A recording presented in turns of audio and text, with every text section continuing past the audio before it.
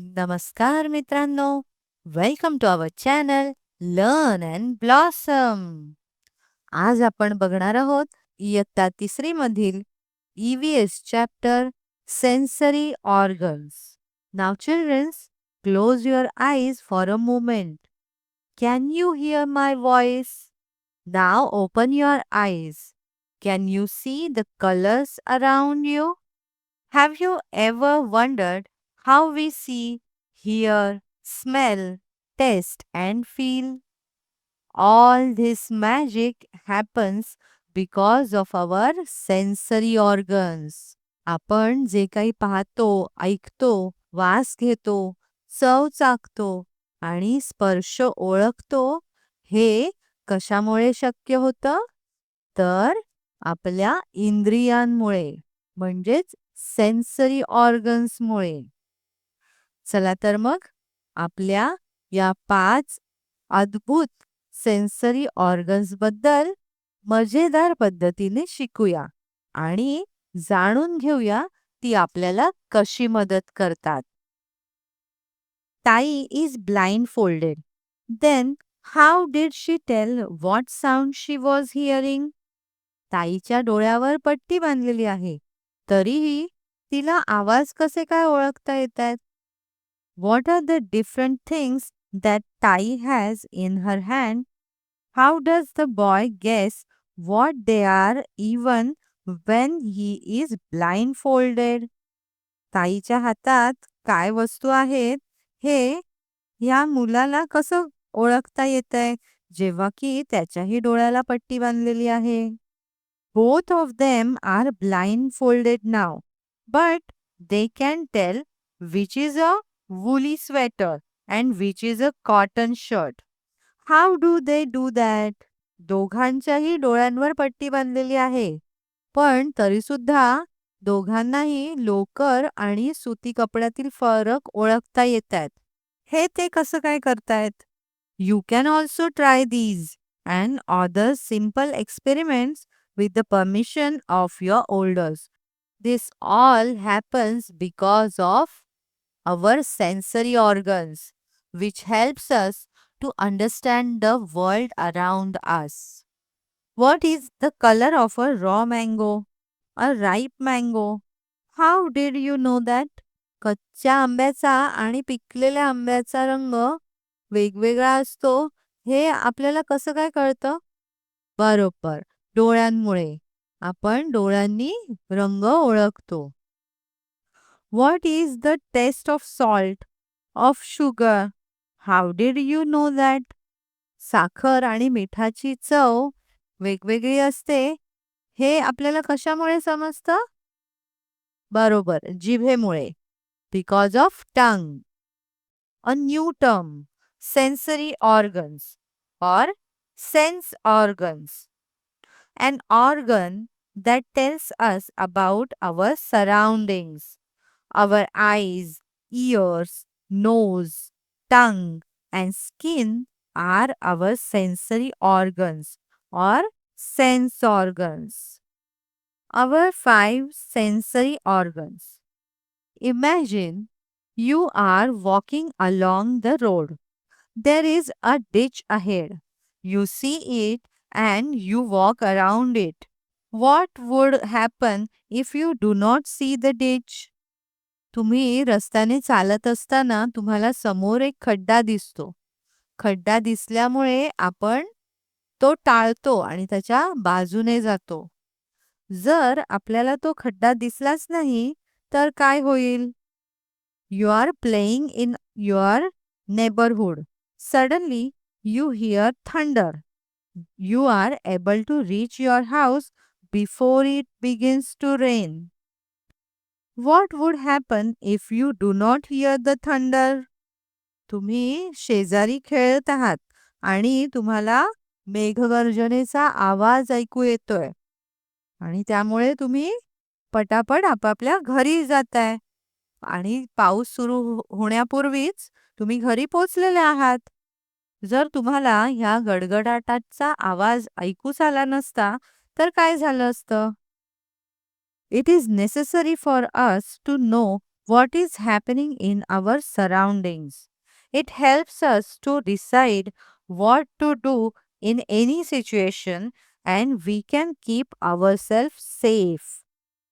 आपल्या आजूबाजूला काय घडतंय हे आपल्याला समजणं गरजेचं असतं आणि त्याप्रमाणे आपण त्या परिस्थितीमध्ये आपल्या स्वतःला वाचवण्यासाठी मार्ग शोधू शकतो.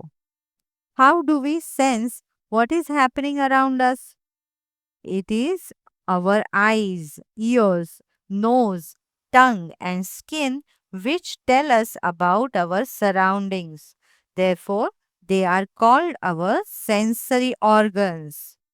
आपल्याला आपल्या आजूबाजूला काय चालू आहे हे कशामुळे समजतं?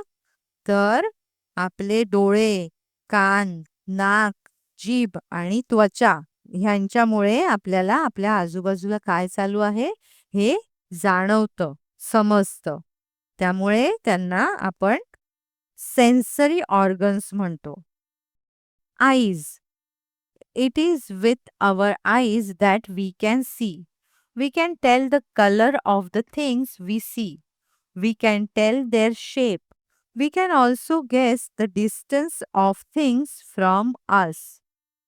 डोळ्यांमुळे आपण रंग, आकार आणि अंतर ओळखू शकतो. Try this game. Every student will get a turn to be it. It will face the blackboard and cover his or her eyes. The teacher selects 5 other students from their own place.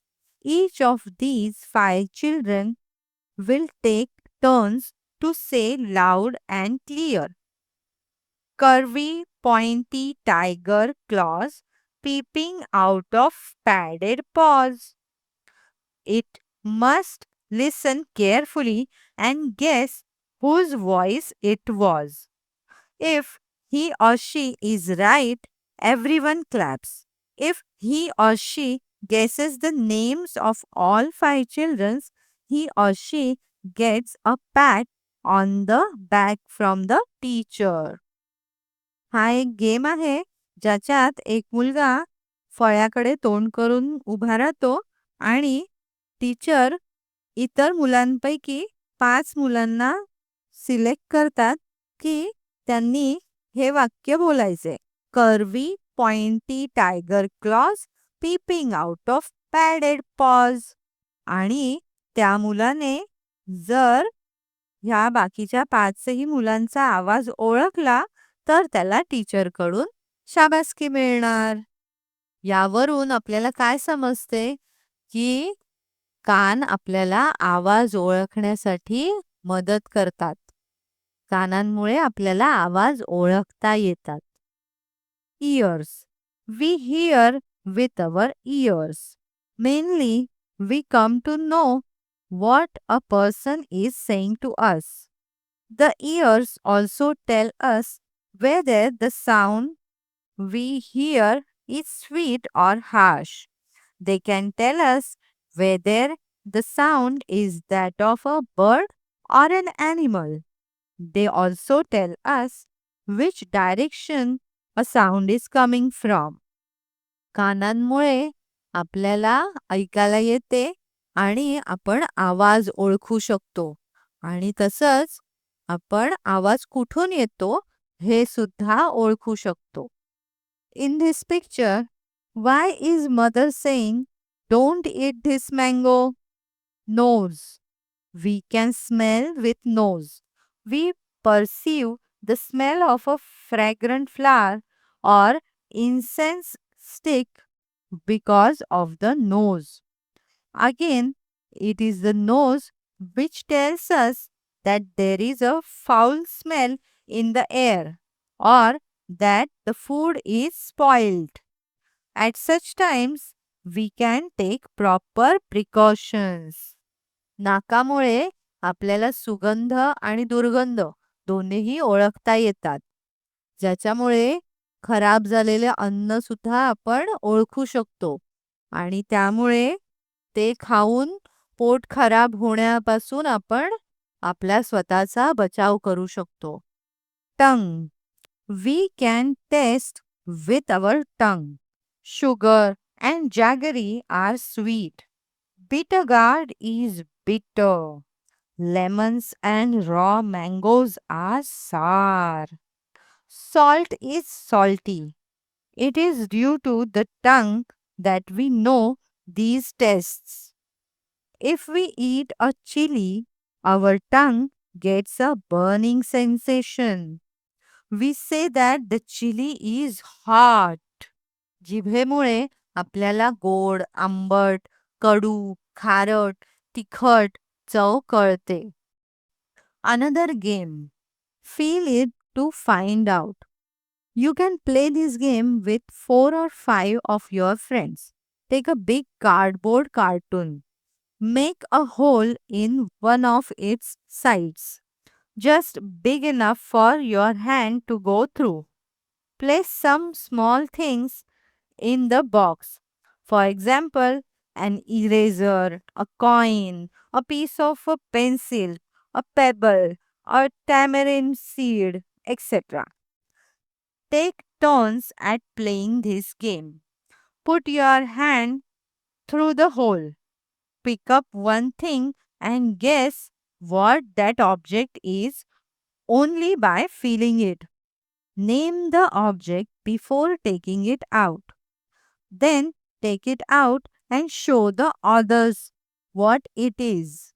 एक कार्डबोर्डचा box घ्या ज्याच्यामध्ये एक hole बनवा ज्यातून तुमचा हात सहजपणे आत जाऊ शकेल आणि त्यात काही छोट्या छोट्या वस्तू टाका आणि कोणीतरी एकाने त्या होलमधून हात घालून एक वस्तू उचलायची आणि ती न बघता फक्त हाताने फील करून त्या गोष्टीचं नाव सांगायचं आणि बाहेर काढून बाकीच्यांना दाखवायचं की हे बरोबर ओळखलं आहे की नाही. Skin.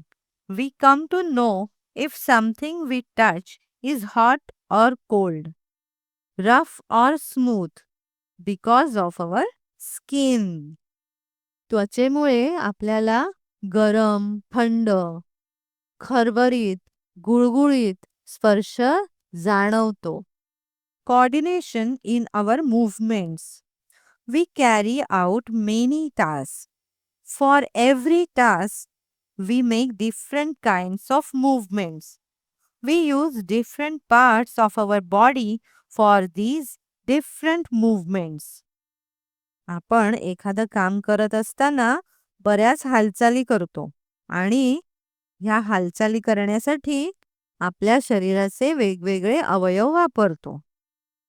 The woman in this picture is roasting some peanuts in a pan. Which part of her body is she using? Her head is bent forward. She is holding the pan steadily with the tongue in her left hand. With the spatula in her right hand, she is stirring the peanuts in the pan. या चित्रामध्ये एक बाई शेंगदाणे भाजत आहे एका पॅनमध्ये. याच्यासाठी ती तिचं डोकं थोडं पुढे वाकवते आणि तिने डाव्या हाताने चिमट्याने पॅन घट्ट धरून ठेवलाय आणि उजव्या हाताने एका चमच्याच्या मदतीने ती शेंगदाणे हलवत आहे. Her eyes are on the pan. She is watching to ensure that the peanuts are properly roasted. ती डोळ्यांनी पॅनमध्ये जे शेंगदाणे भाजले जात आहेत त्याच्यावर लक्ष ठेवून आहे की ते व्यवस्थित भाजता आहेत की नाही. Well roasted peanuts have a typical savory flavor. When her nose gets that smell, she is going to put off the gas stove. शेंगदाणे व्यवस्थित भाजले गेले की त्याला एक टिपिकल वास येतो. हा वास जेव्हा तिच्या नाकाला जाणवेल तेव्हा ती गॅस बंद करेल. You can see that several parts of her body need to work together smoothly. तुम्ही बघू शकता की एकाच वेळी तिच्या शरीराचे वेगवेगळे भाग कोऑर्डिनेशन मध्ये काम करत आहेत, म्हणजे एकत्रितपणे हालचाल करत आहेत. If they were not coordinated, she would fumble. The peanuts might spill. They may be overdone, or they may not get roasted well enough. जर तिच्या अवयवांनी एकत्रितपणे काम केलं नाही तर सगळी गडबड होऊ शकते.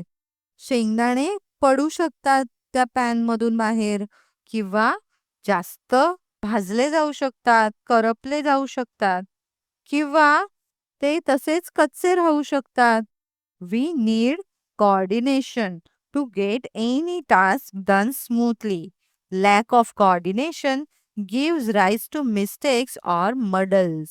आपली कामं व्यवस्थित होण्यासाठी आपल्या सर्व हालचालींमध्ये कोऑर्डिनेशन असलं पाहिजे. जर तसं नाही झालं तर आपली कामं बिघडू शकतात. Overcoming disabilities. If a part of our body does not function well, we face many difficulties. जर आपले अवयव म्हणजे बॉडी पार्ट्स व्यवस्थित काम करत नसतील तर आपल्याला खूप अडचणी येऊ शकतात. If our eyes do not function well, we cannot see properly. जर आपले डोळे व्यवस्थित काम नाही करत असतील तर आपण नीट बघू शकत नाही. If our ears do not work as they should, we cannot hear well. आपले जर कान व्यवस्थित चालत नसतील तर आपण नीट ऐकू शकत नाही. In such a situation, our movements are not smooth. We find it difficult to do things on our own. But such situations can be overcome. पण ह्यातून सुद्धा आपण बाहेर येऊ शकतो. Some disabilities can be corrected by medical treatment. In some matters, we can take the help of other people. Often, some special devices can be used to overcome the disabilities.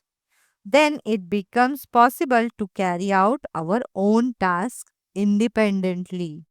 जर आपले body parts नीट function करत नसतील तर आपल्याला कोणतंही काम व्यवस्थित करता येणार नाही. पण ह्यातून बाहेर पडायचं असेल तर काही मेडिकल ट्रीटमेंटचा वापर करता येतो आणि काही वेळा आपण इतर कोणाची मदतही घेऊ शकतो.